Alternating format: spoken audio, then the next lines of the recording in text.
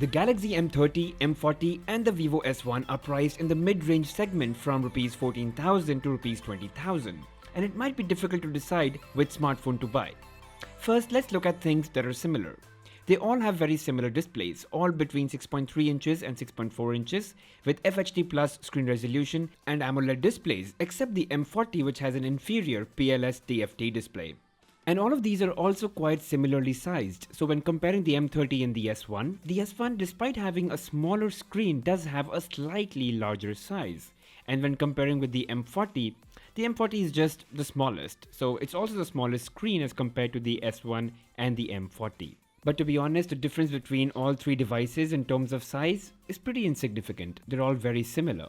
And even in terms of weight, they're not very different. They all range between 170 to 180 grams, which is actually quite nice given that the M30 has a 5000 mAh battery and the Vivo S1 at 4500. One interesting difference is their SIM card tray structure. So the M40 can house either two SIM cards together or one SIM card and one microSD card together, whereas the M30 can have two SIM cards and one microSD card, all three simultaneously together. And the same holds true for the Vivo S1 as well. That also has a triple slot, so two SIM cards and one microSD card for storage expansion. And talking about variants, all three devices offer you a 4GB RAM variant as well as a 6GB RAM variant in 64 gigs onboard storage and 128 gigs onboard storage. However, the Vivo S1, it also offers you 64GB onboard storage with 6GB of RAM, just in case if you think 128GB is something you don't need. But I highly recommend that you do get the 128GB variant, given at least it's going to last you for 2 years easy, given the way people are now downloading shows and movies onto their phones.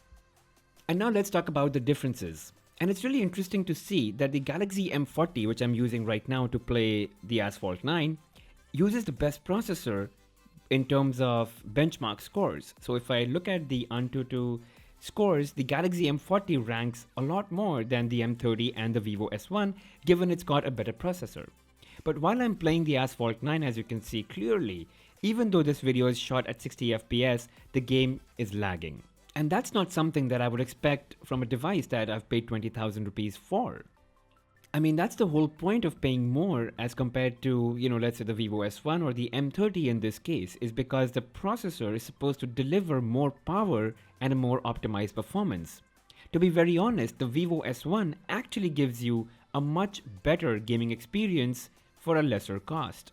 And I've also done a full video on the gaming performance of the Vivo S1, so if that's something you're interested in, do check it out. It's going to be in the top right corner card.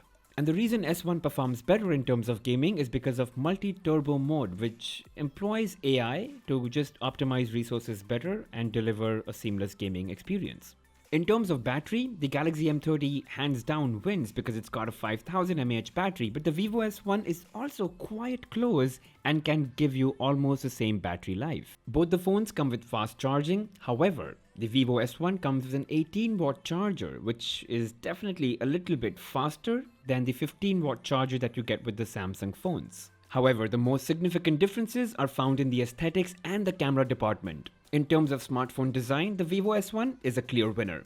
It has glass at the back, beautiful color gradient, and just looks much more aesthetically pleasing and attractive. There is a certain premium feeling when you look at the Vivo S1 that you will not get with the M30 or the M40, which has a very plasticky feel on the back. So if you're looking for a good looking phone to carry with you, then the Vivo S1 is definitely the clear winner there. And now coming to the cameras. All three have a triple camera system at the back. All of them have one ultra-wide lens and a depth sensor in addition to the primary lens. But what matters is not just the specs, but how the camera uses software to process images and deliver you a great photo.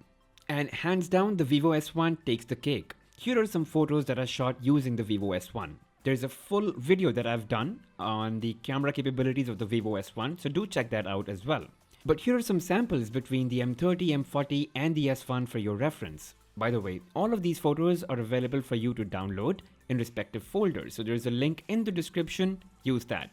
But honestly guys, just look at the pictures that are taken by the Vivo S1 and let me highlight a couple of things here. Notice the glasses on the top. In the M30 and M40, they're almost overexposed, but the Vivo S1 captured it pretty well. In here, notice the color of the tree in the S1's photo. That's HDR right there. And well, this is pretty obvious, right? Just look at the colors and the level of blur in the S1's photo. So those are the two features that really distinguish the Vivo S1 from the M30 and the M40. It's the camera and the aesthetics. Interestingly, the Vivo Z1 Pro is pretty much in the same range as the Vivo S1. In fact, a bit cheaper. It offers better performance, same camera. It may not look as good as the S1, but it's still a pretty strong competitor. So do have a look at the Vivo Z1 Pro as well. Other than all of this, looking on the software side, the Vivo S1 is running FunTouch OS on Android 9 Pie, while the M30 and the Galaxy M40 are running Android One UI Core on top of Android 9 Pie. Now there are pros and cons to both, but quite honestly, Android phones can be customized to look and function however you like. So that's not really a deal breaker of any sorts. There are many customizations and personalizations that are available in the settings menu for each of the phones, and you can tweak them to better suit your preferences. So if you're looking for a good looking phone with great camera, the Vivo S1 is the obvious choice here.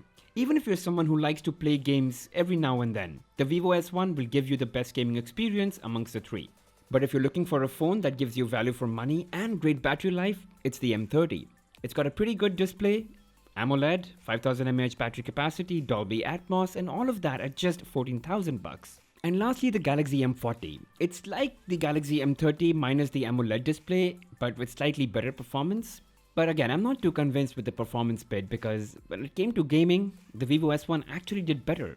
The Galaxy M40, however, does have the punch hole camera in the front, if that's something which is important to you aesthetically. Quite honestly, guys, I would not recommend the Galaxy M40 for anything. I mean, if you have the money like 20,000 rupees to spend, just get the top variant of the Vivo S1. Or if you want something more value for money, get the Galaxy M30. And there are other features that I could have talked about as differences. For example, how the Galaxy M40 has a punch hole selfie camera. And it does not have an earpiece. The sound comes from behind the screen when you're talking on the phone. But these aren't features that matter in the long run to a regular user. It's the design, it's the camera, it's the performance, just the overall experience. It's these three things, and battery obviously, that determine whether you want a phone and whether it's worth your money or not. So looking at these factors, I truly think the Vivo S1 is something that you should consider if you want good camera and, as I said, overall good design. Otherwise, the M30 is great value for money. So thank you for watching, guys. If you've got any questions, feel free to comment them in the section below and I would answer them. Thank you for watching, guys, and don't forget to subscribe.